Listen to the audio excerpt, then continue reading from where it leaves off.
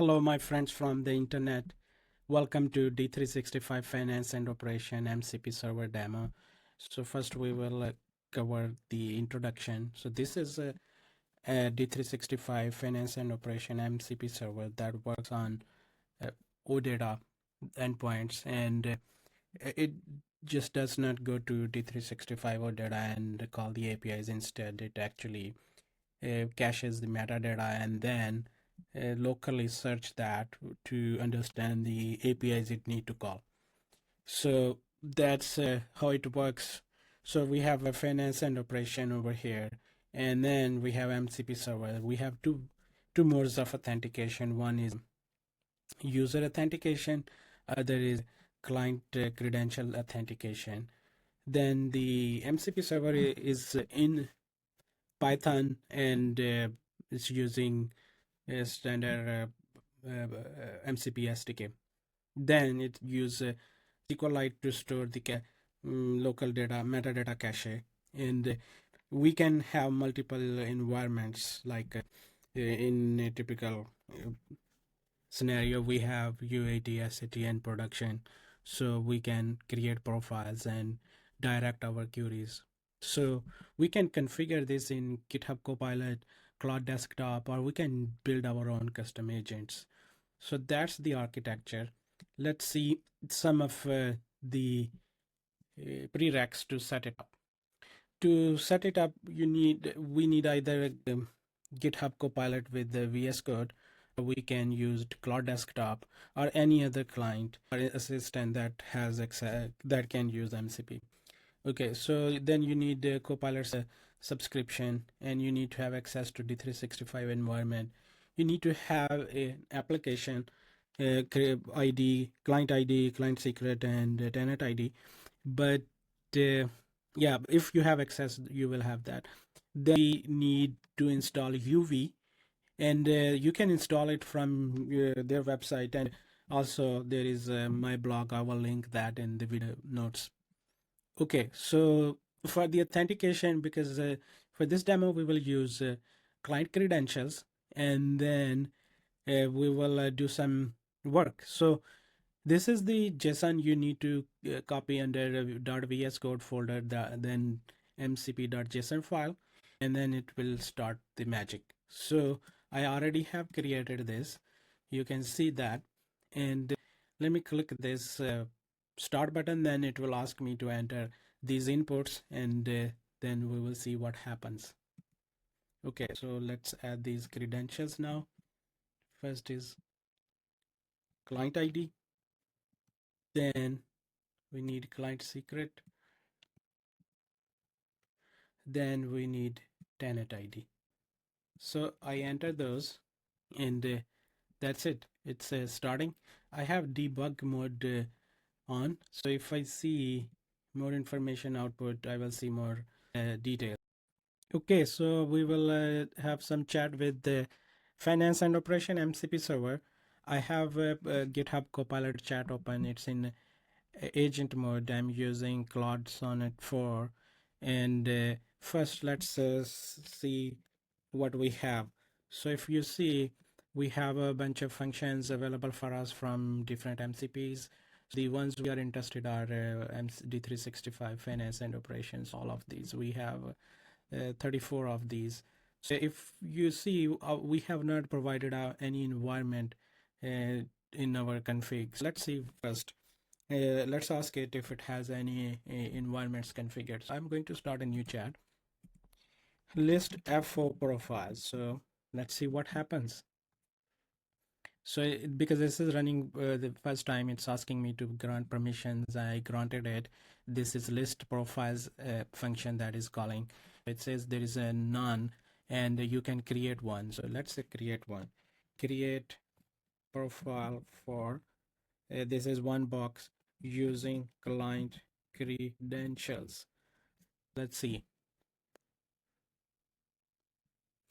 And I am going to grant this access. It's created the profile successfully, and it provided details. And at the end, it's asking, would you like me to test the connection to verify the profile is working correctly? Yes, of course. We will say yes and have it do its work. Going to allow this as well. Yeah, this is successful. This is one box on this machine, so it's faster. So now it's saying, would you like me to show you some of the examples what you can do with the connections, such as listing available entities or environment information. So now we can ask it more stuff. Let's ask it get environment info. So there is a environment information function. It's going to call that on this profile, and we have it. It's providing that this is the application version, platform version, build version, then the client side status. There is nothing cached so far, and it's saying metadata cache is empty, which means you have not synchronized metadata yet. Would you like me to start a metadata sync to populate the cache? This will enable faster searches and better functionality when you're working with data entities and schemas. So yes, please. We don't need to ask please, but okay, so it is going to start the sync, which is start sync, because it's going to be a long process. So what it did, it initiated that, and now it's getting the progress on this. So this is a pattern. When you have long running processes, you start the process in the background, then you provide instruction at the in the payload back to your agent, telling it to you can check progress using this. So we can check this later. So while this is working, it will we can check some progress a little bit. It's asking, would you like me to check it again after a while? Yes. So this time it's saying you probably will take 2 minutes to sync. So we will start after that. Metadata synchronization has been completed successfully. We have 5,268 entities, and 3,993 entities are public, which means we can access them through OData endpoints. 70,102 properties, and there is a navigation properties, and there are 354 actions, and there are 2,118 enumerations. This is out of box Microsoft code. We have our data. Let's do some real queries. So over here, let's ask it a very simple question. Search customer data entities. Okay, it found 135 total customer data entities. And this is customer V3 is the latest one. It put a emoji next to it. There are customer data entities, group and classification, customer financials, customer hierarchy, customer transactions. So let's ask it to find customers with credit limit over 5,000, 50,000.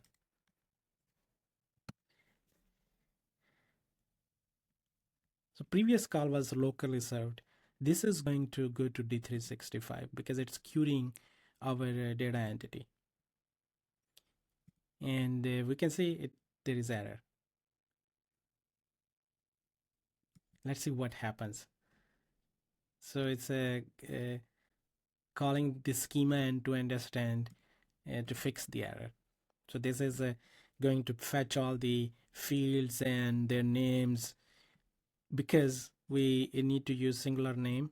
So this time it used the data entity, and yeah, so this time it used the right value.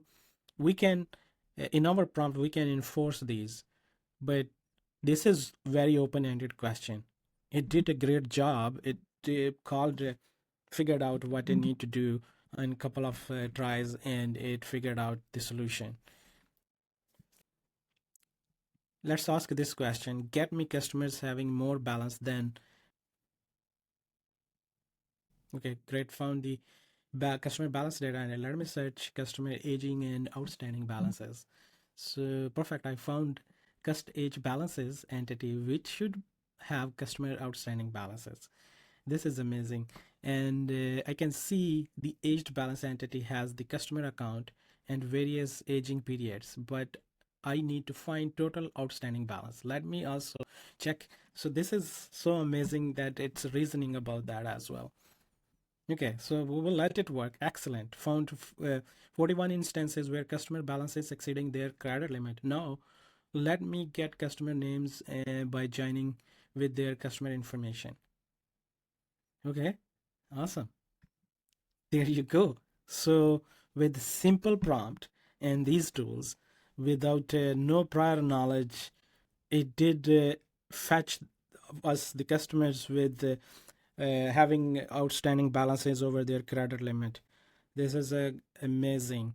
Now let's do something else. So for example, write a report on this.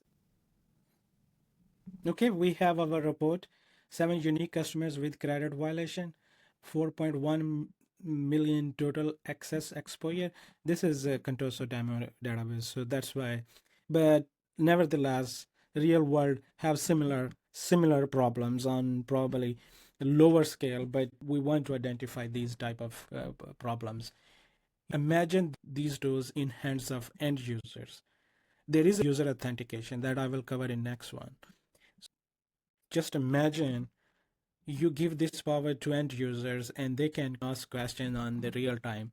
This is going to be a very amazing tool for your customers. It grouped into critical, high, and medium and provided a lot of details that we can share with other folks. I'm really very excited about these, but I would love to learn your feedback as well.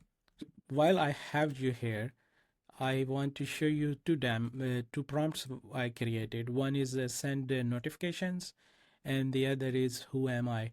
So you can use these prompts as well with slash who am I. So in this case, I just give that, and because prompt has everything, and it will go to D365, identify which user is this, and what kind of permissions it has, and all that.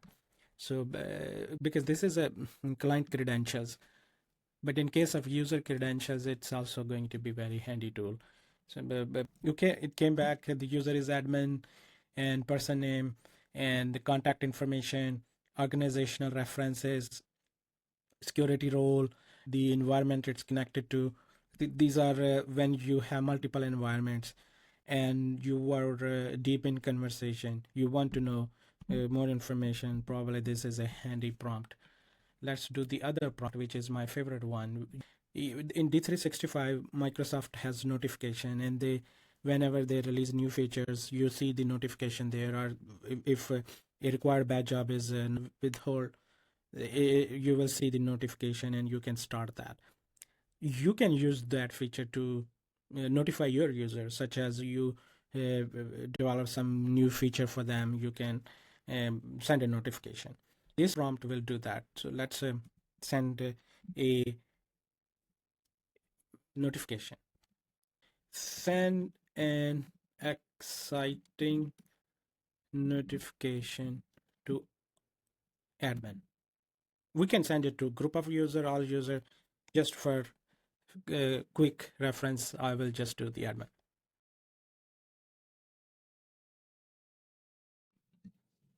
Okay, it did that. It has to call this API to create. This is the creation scenario as well, and it created the notification. Then it sent it to the user admin, and that's it.